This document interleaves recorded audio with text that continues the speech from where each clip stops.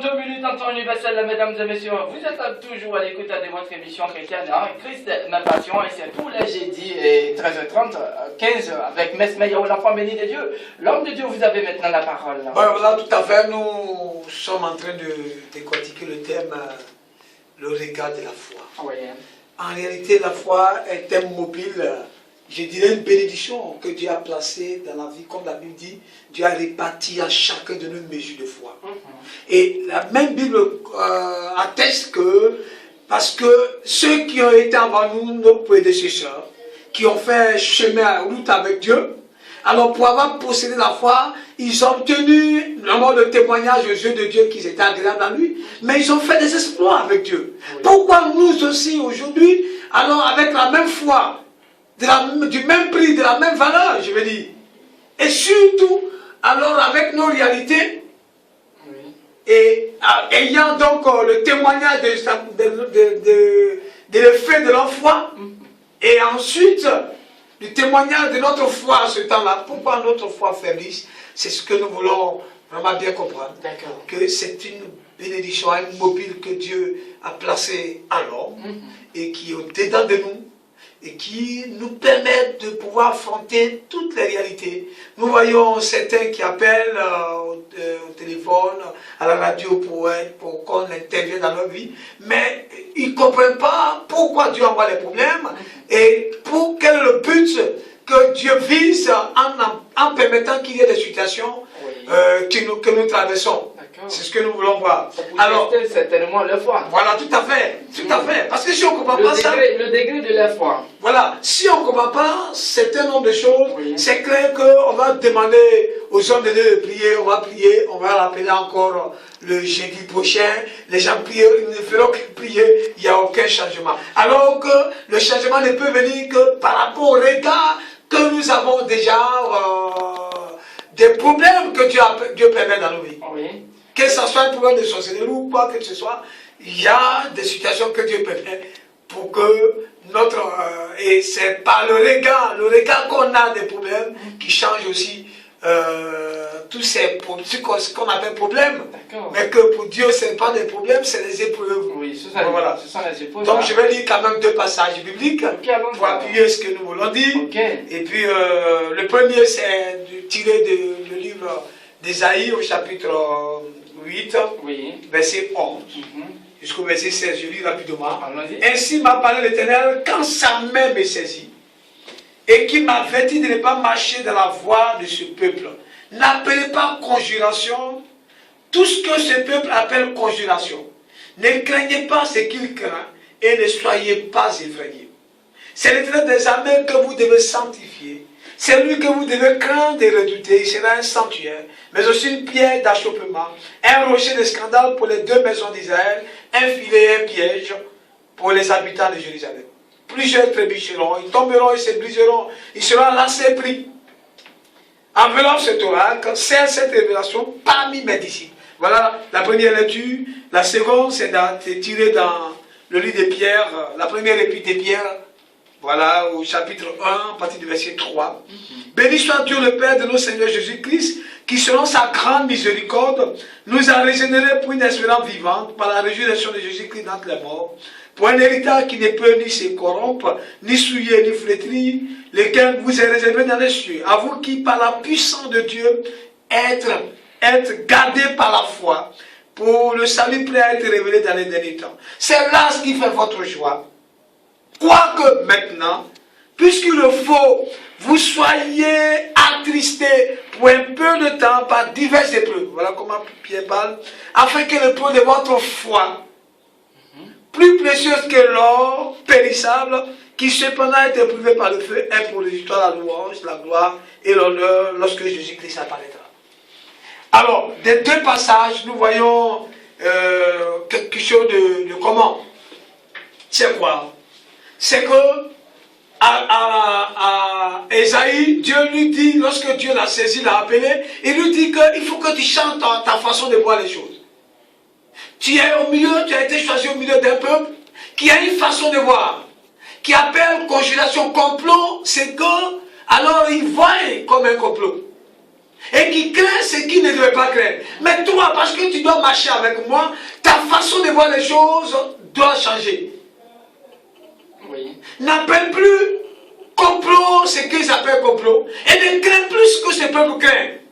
C'est l'Éternel que tu devras craindre parce que dans ta vie, il a quelque chose à faire avec toi. Et parce qu'il a quelque chose à faire avec toi, il t'amène alors à ne voir que le regard que sur lui seul. Tu ne peux pas marcher avec ce Dieu et craindre encore ce qui se passe autour de toi. C'est que soit tu n'as pas foi en lui, ou alors tu doutes de la façon dont il te conduit. Parce que sa main est déjà dans ta vie et sa main te conduit. Si tu as placé en lui toute ta confiance, en réalité tu ne peux plus craindre. Voilà. Et il lui dit, il faut que cet oracle-là soit scellé parmi mes disciples. Alors Pierre, qui a suivi le Seigneur et qui a persévéré avec le Seigneur et les autres dans toutes ces épreuves, reconnaît cependant que Dieu a placé en nous une foi. Et cette foi a de la valeur à ses yeux. Elle est même plus précieuse que l'or. Alors, mais l'or, pour voir la valeur de l'or, on tire l'or du sol, dans les profondeurs de la terre, où les gens vont creuser et tirer l'or. Mais on ne voit pas encore la valeur de l'or. Oui.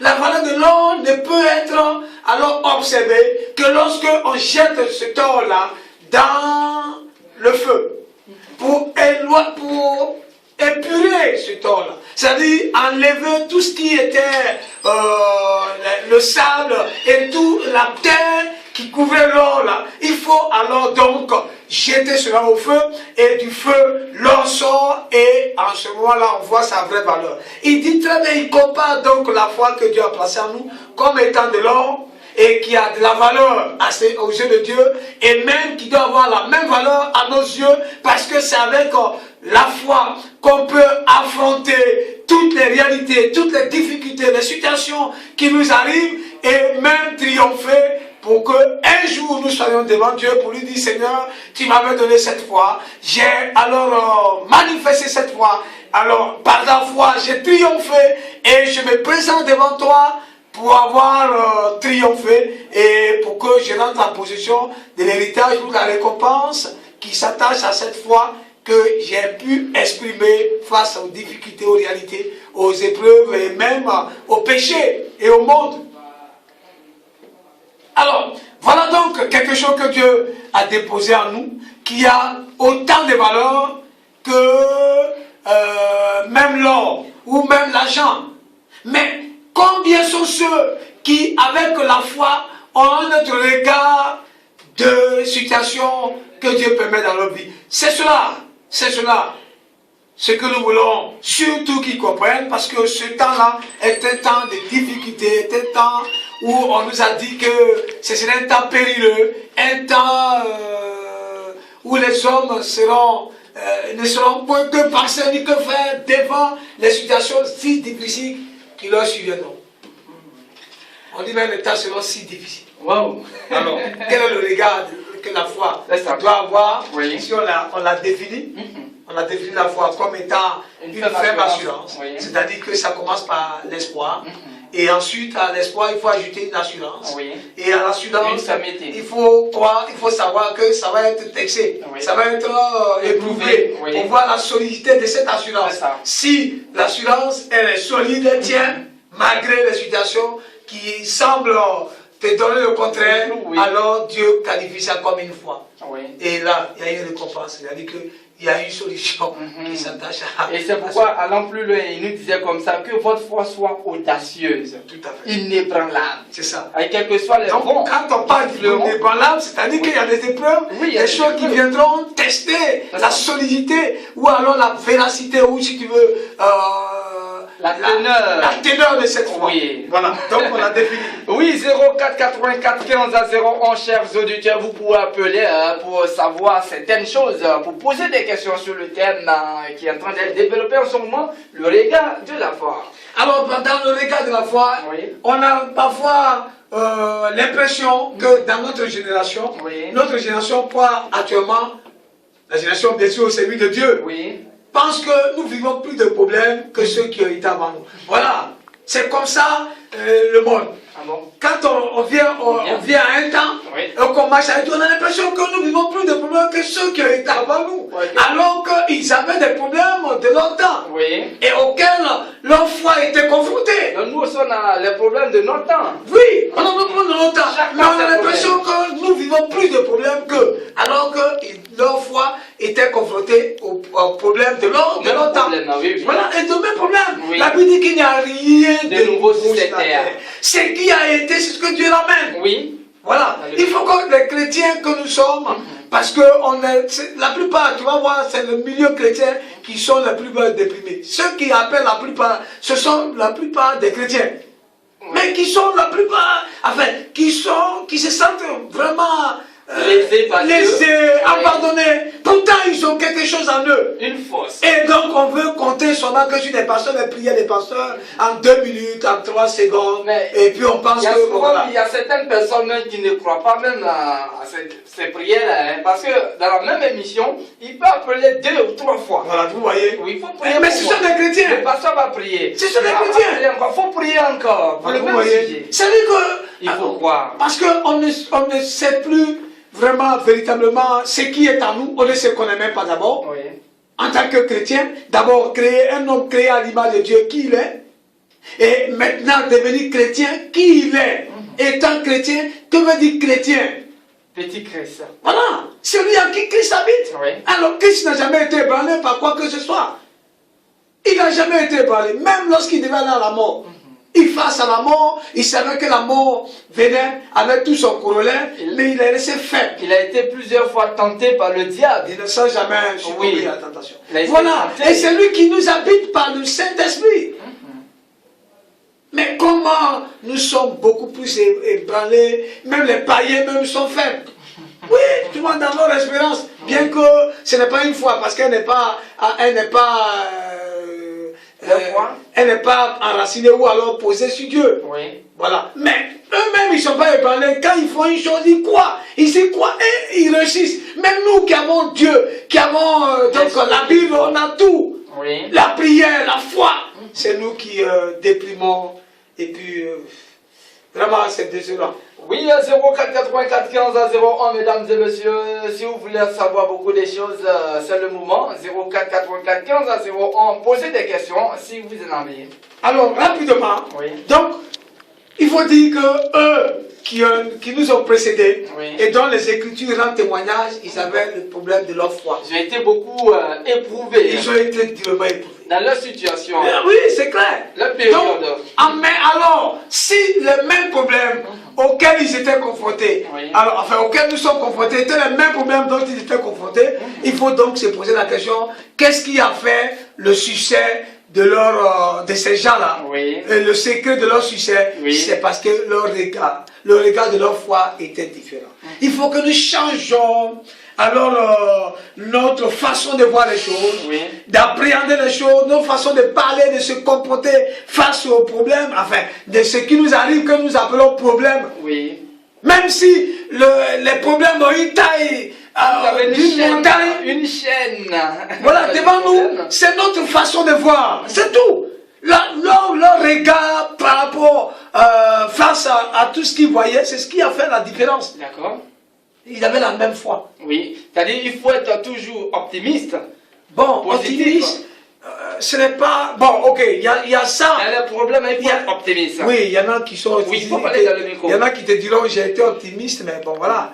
J'aurais bien dit que c'est notre façon de changer d'abord, oui. De voir les choses, les problèmes, les situations. Si nous disons que c'est un malheur, et que nous voyons ça comme un malheur qui n'a pas de solution, il n'y aura pas de solution. Donc, si on comprend bien, c'est ce qui sort de notre bouche qui... Non seulement ce qui sort de notre bouche, mais notre façon de voir, oui. Et de nous comporter. Qui se réalise. Voilà. Si je suis déjà paniqué devant une situation, mais écoute, comment je peux m'en sortir? Je suis déjà paniqué. Oui. Je suis comme quelqu'un qui est dans l'eau et qui se noie. Et c'est ça. Oui, mais... Or, les problèmes qui viennent, ce sont des problèmes qui sont à l'extérieur de nous et qui veulent toucher notre intérieur. Tous les problèmes qui viennent, toutes les situations qui viennent, alors viennent de l'extérieur. Oui. Mais alors visent notre intérieur. Et le diable, alors, avoir pour certains eu un envoûtement, c'est-à-dire une puissance véhicule ces situations qui viennent toucher notre intérieur. Et si nous permettons que notre intérieur soit touché, mais c'est bon, on est paralysé. En tout cas. On est déjà paralysé. Oui. Parce que l'intérieur, alors, a été touché amèrement. Et il n'y a pas eu de réaction. C'est pourquoi la Bible dit résister. Jacques, comme Pierre, disent résister avec une foi ferme. Et vous verrez. Ça veut dire que de notre intérieur, il doit y avoir une résistance. C'est pourquoi il dit, c'est le comportement, c'est la façon de voir, c'est la façon de parler qui doivent changer. Ok. 04 84 15 à 01, mesdames et messieurs, vous pouvez intervenir, hein, vous pouvez intervenir, poser des questions à l'homme de Dieu. Alors, donc, il faut comprendre que les problèmes ou les situations diverses donnent le sens à la vie. On va démontrer ça. Okay. Tout le sens à la vie, des problèmes qui arrivent donnent le sens à la vie. Ah bon. Vous allez voir compte que vous prenez un nègre, qui est l'identité spirituelle d'un chrétien, parce que Jésus nous identifie comme un nègre voyant. Vous allez prendre un nègre, qu'est-ce qui l'empêche de voler? Je pose la question. Qu'est-ce qui empêche l'aigle de voler rapidement ou facilement? Qu'est-ce qui empêche l'aigle de voler si facilement, rapidement? C'est pas les bleus? Non, c'est pas les bleus. Qu'est-ce qui l'empêche de voler facilement? C'est le vent, c'est l'air qui l'empêche de voler. N'est-ce pas? D'accord. C'est l'air qui l'empêche de voler si facilement. N'est-ce pas? Je crois que tu as quand même observé un oiseau voler. Oui, c'est l'air. Au village. Voilà. C'est l'air. Les chasser même. Tout à fait. Mais c'est l'air qui l'empêche de voler si facilement. Mais c'est en même temps. Normalement, l'air devrait lui permettre de. Voilà. Mais en même temps, c'est l'air qui lui permet de voler aussi. Oui. Vous voyez, ça veut dire quoi? Qu'est-ce que je veux dire par là? C'est-à-dire que l'élément même qui rend le vol difficile devient en même temps la condition fondamentale pour voler. L'élément, l'air qui rend sa condition difficile de voler, c'est en même temps cette condition-là, c'est l'air encore qui nous permet de voler. Parce que si tu le laisses dans l'air libre, enfin, libre, sans l'air, il ne peut plus voler. Vous voyez, je veux dire que ce sont les problèmes qui nous permettent de pouvoir voir la véracité et la qualité de ce que Dieu a déposé à nous et qui donne le sens à la vie. Ici, nous avons pu affronter le problème qui est en face de nous. Oui. C'est que nous avons triomphé. Mais c'est ça. Dieu a fait de nous des vainqueurs associés à sa victoire. D'accord. À la victoire de Jésus. Mais on ne réalise pas. Alors les problèmes arrivent, alors au lieu de les affronter, on ne fait que planifier. On cherche un pasteur, on cherche un prophète.